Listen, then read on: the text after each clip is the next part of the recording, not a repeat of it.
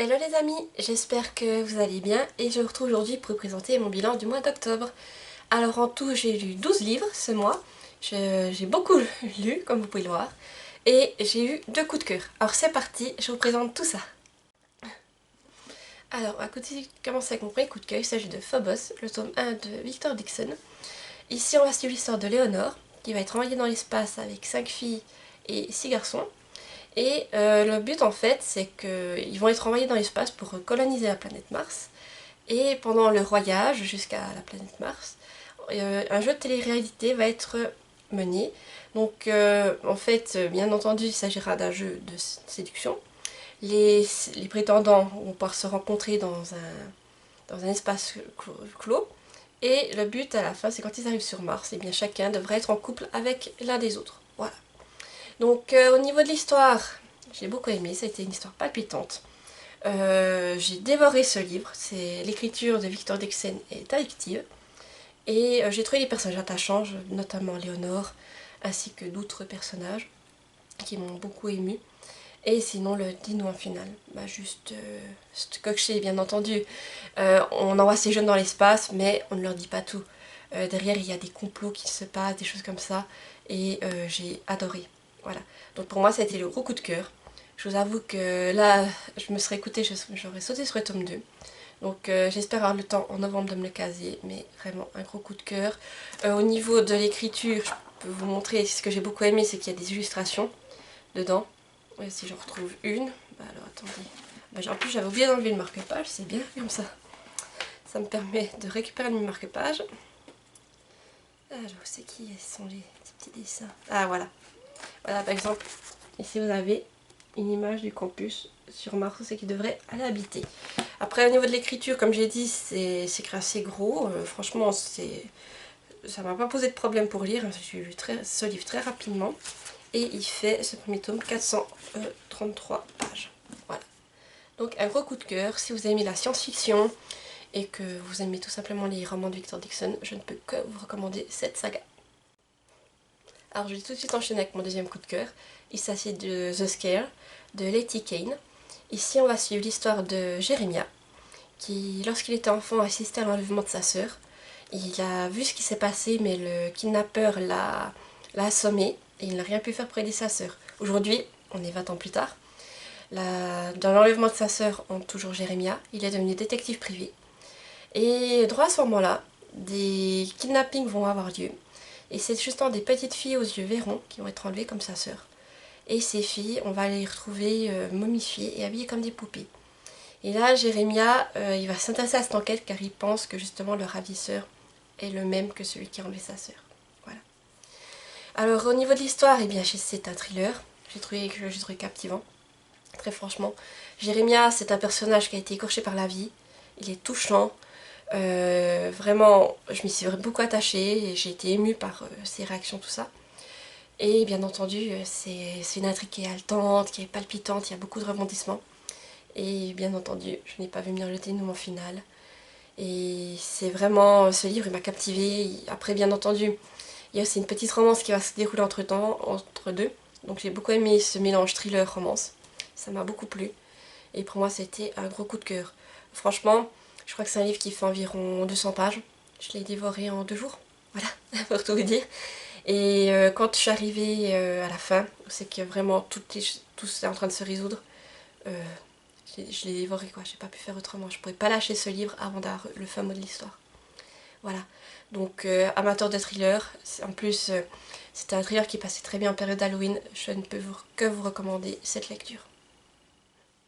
Ensuite j'ai lu Penalty, le tome 1, Eva de Lucien Will, illustré par Leandre Ackerman. Donc ce livre, je lui ai mis la note de 9 sur 10, c'est une petite lecture jeunesse, très sympathique. On va suivre Ivo, qui est un fan de foot. Il est dans un club, il adore ça, mais il ne comprend pas pourquoi son entraîneur ne le laisse jamais jouer. Il est toujours sur le banc des remplaçants. Et lui, son rêve, c'est de marquer le but qui va sauver son équipe, qui va le propulser sur le devant. Mais il ne peut pas faire ça car tout le monde se moque de lui. Et son entraîneur ne lui laisse pas sa chance. Voilà pour le petit résumé. Alors personnellement c'est une histoire que je trouve très intéressante. Déjà c'est une lecture jeunesse, donc même si vous ne connaissez pas tellement le foot, franchement, je m'en suis sortie. Hein. Les seuls matchs de foot que je regarde c'est ceux de l'équipe de Suisse, hein, je vous avoue. Alors c'est clair qu'il y a peut-être des termes plus techniques que j'ai été chercher sur internet, mais ça m'a pas perturbé plus que ça, donc je pense que n'importe qui a un peu de notion en foot peut s'y retrouver. Ensuite, ce que j'ai beaucoup aimé, c'est de mettre en avant le football jeunesse et les tournois qui sont déroulés dans le monde pour le moment junior. Et bien entendu, l'histoire d'Ivo, au départ, on se dit mais ce pauvre, pourquoi on lui laisse pas sa chance? Et au final, l'auteur va nous montrer pourquoi en fait. Et j'ai trouvé que c'était vraiment une belle morale, que c'était intéressant et ça m'a beaucoup plu. En plus, les illustrations sont très réalistes et sont totalement d'accord avec l'histoire. Donc c'est une petite lecture jeunesse qui fait, je crois, 150 pages et que j'ai lu très rapidement. Voilà. Ma prochaine lecture, ça a été La guerre des clans, une petite hors-série des Hunter, et c'était le voyage d'Étoile de Givre. Donc là, j'ai mis la note de 7 sur 10. On va suivre l'histoire d'Étoile de Givre et de son clan. Cette histoire se passe bien avant l'histoire de Rusty, c'est-à-dire à une époque où il n'y avait pas 4 clans dans la forêt mais 5. Il y avait le clan du ciel et Étoile de Givre était son meneur. Mais on va découvrir ce qui s'est passé et ce qui a fait que la forêt ne compte actuellement plus que 4 clans. Voilà. Alors c'est une histoire comme d'habitude que j'ai trouvée intéressante. Après, c'est toujours la même chose, on est sur une lecture jeunesse qui est voilà, palpitante avec de bons rebondissements. Mais ici, étant donné le titre du livre, je m'attendais plus à suivre le périple que va vivre le clan du ciel, et ce n'a pas été le cas en fait. On va voir la menace qui a pesé sur eux, mais le démon final va s'arrêter au moment c'est que le voyage va débuter en fait. Et voilà, c'est ça que j'ai trouvé dommage. En plus, qu'est-ce que j'avais noté aussi? Oui, que voilà, il y a quelques longueurs, c'est ça qui a pénalisé ma note. Voilà. Donc là, c'est une petite lecture, hein, comme pour tous ces petits hors-série. Il fait moins de 100 pages, alors ça s'est lu très vite, hein, en même pas 2 jours, je les avais lus. J'ai trouvé ça quand même intéressant de découvrir ce qui se passe, parce qu'on mentionne le clan du ciel dans leur série sur Étoile de Feu. Mais je m'attendais à le découvrir différemment, voilà. Ensuite, j'ai lu Les sorcières du clan du Nord, le tome 2, La reine captive d'Irena Brignol. Donc ici, c'est l'histoire de Poppy et Clarée. Une vit parmi les humains, l'autre parmi les sorcières. Et ces 2 filles vont se rencontrer par le plus pur des hasards et devenir amies. Voilà, là je vous résume le tome 1 parce que je ne veux pas vous spoiler la suite. Alors pour ce tome, je vous avoue que le tome 1, je m'étais ennuyée. Je ne sais plus combien je lui ai mis, mais je m'étais ennuyée. C'est pour ça que je n'ai pas enchaîné les tomes. Et là je me suis dit, t'as ce tome qui reste dans ta palle. Si tu le lis, ça te termine une saga, donc fais-le. Et je vous avoue que j'en attendais pas grand chose. Eh bien, en fait, j'ai été surprise. Car ici, j'ai trouvé une histoire plus sombre. Déjà, ça m'a plu. L'amitié entre Poppy et Clarée n'est plus mise au centre. Donc ça aussi, ça m'a beaucoup plu. Et l'écriture de l'autrice est très poétique, ce que j'ai aussi beaucoup aimé. Après, voilà, j'ai trouvé quand même quelques longueurs. Je pense qu'il y a certains passages, on aurait pu s'en passer.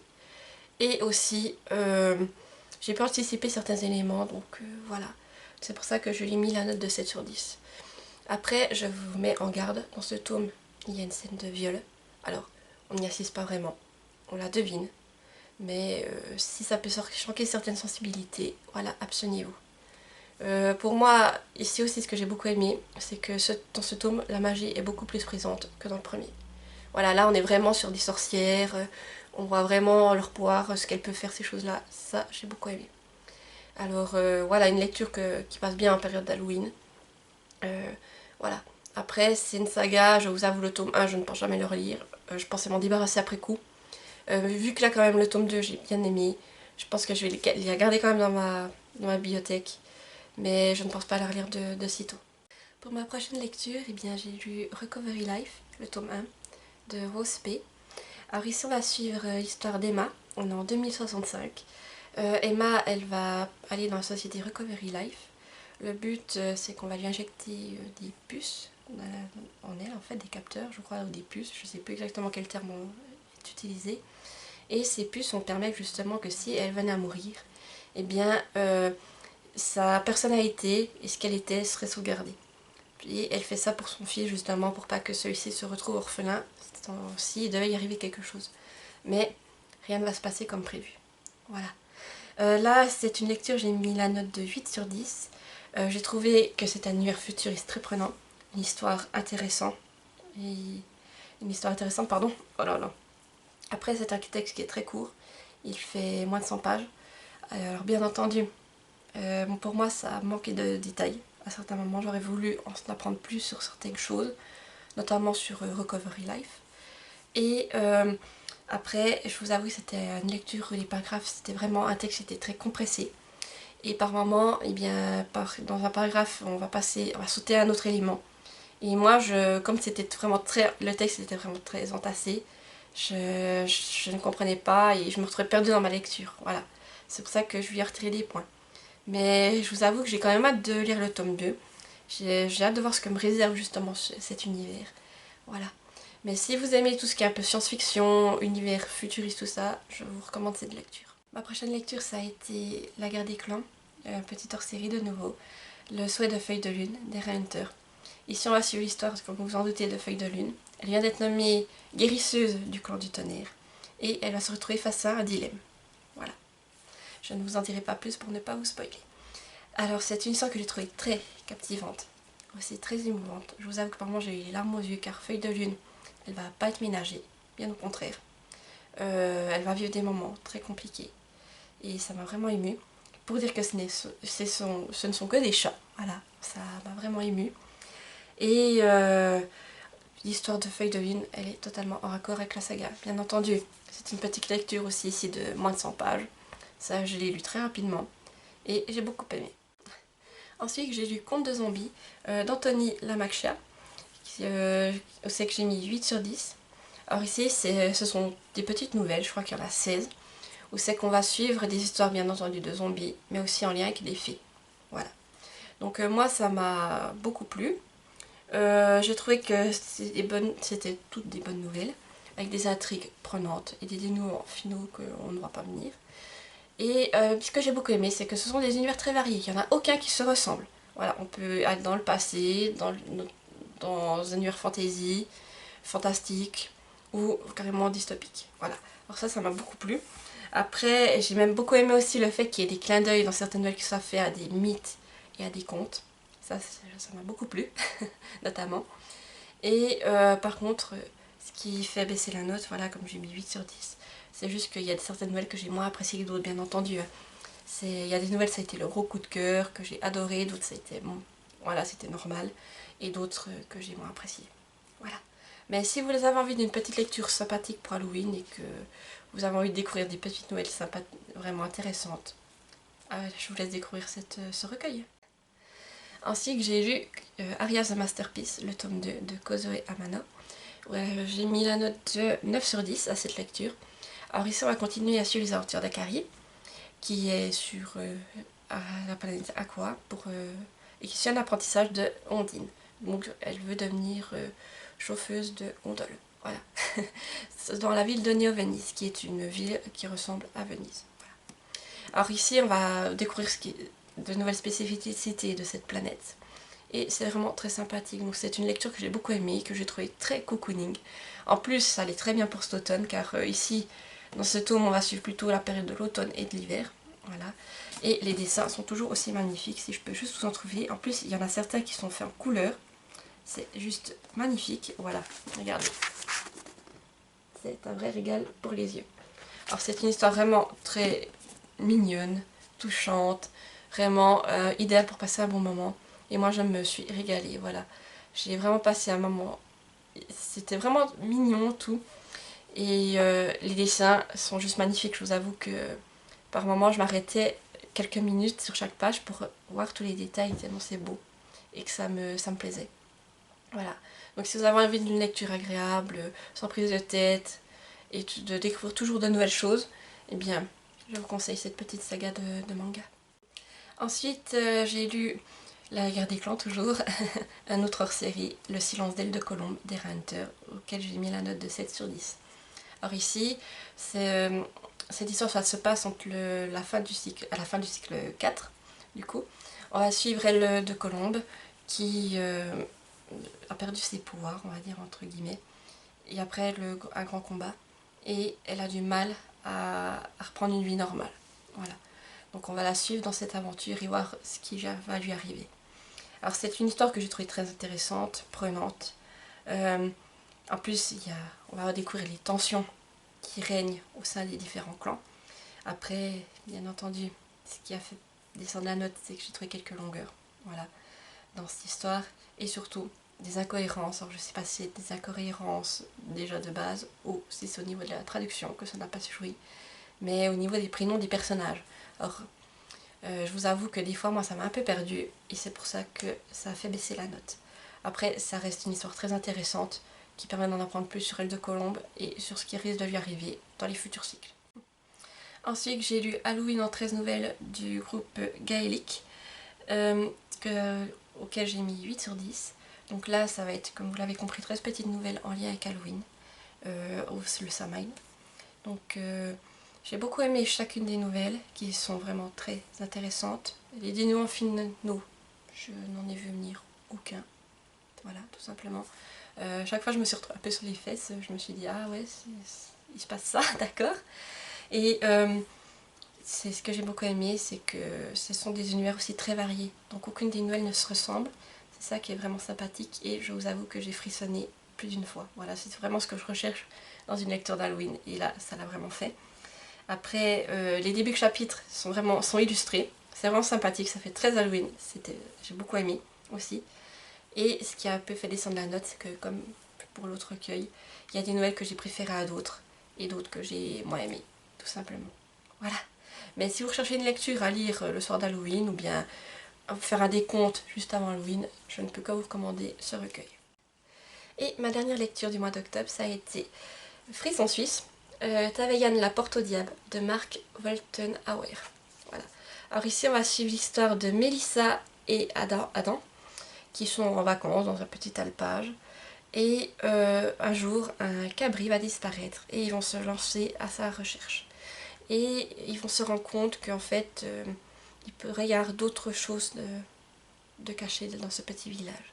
Voilà. Alors ici, c'est une lecture jeunesse que j'ai trouvée vraiment intéressante. C'était vraiment sympathique. Moi, au départ, quand j'ai vu ça, ça m'a fait penser un peu à un mélange entre un Chair de poule et un Club des 5, ce que j'ai beaucoup aimé. Ensuite, en plus, c'est illustré, je vais vous montrer. Il y a des très belles illustrations. Je vais vous montrer celle du début. Voilà. Pendant tout le livre, il y aurait des petites illustrations comme ceci, carrément d'une page, ce que j'ai beaucoup aimé. Bien entendu, ça reste une lecture jeunesse, donc le dénouement final, j'ai réussi assez rapidement à l'anticiper. Mais voilà, ça m'a pas dérangé plus que ça. J'ai trouvé que c'était vraiment sympathique à lire. Et les aventures d'Adam et Mélissa étaient vraiment intéressantes, voilà, pour le coup. Je me réjouis de lire les automnes de la saga et je pense que c'était aussi une lecture qui passait très bien en automne. Voilà. Et du coup, je lui ai mis la note de 8 sur 10. Voilà, j'arrive au bout de ce bilan. J'espère qu'il vous aura plu, qu'il vous aura aussi permis de découvrir d'autres lectures. Pour le mois de novembre, comme vous pouvez l'imaginer, je vais continuer ma lecture de la Guerre des Clans. Je vais aussi continuer ma palle de l'automne, que je vais bientôt terminer, voilà, je l'espère. Et pour le reste, je piocherai mes lectures au fil de mes envies dans ma palle. Voilà. Alors n'hésitez pas à me dire en commentaire les lectures que vous avez faites pendant le mois d'octobre, si vous avez des coups de cœur ou des déceptions. Je serais heureuse d'échanger avec vous. Et moi, il ne me reste plus qu'à vous souhaiter une belle journée. Et je vous retrouve tout bientôt pour une nouvelle vidéo. Bye bye!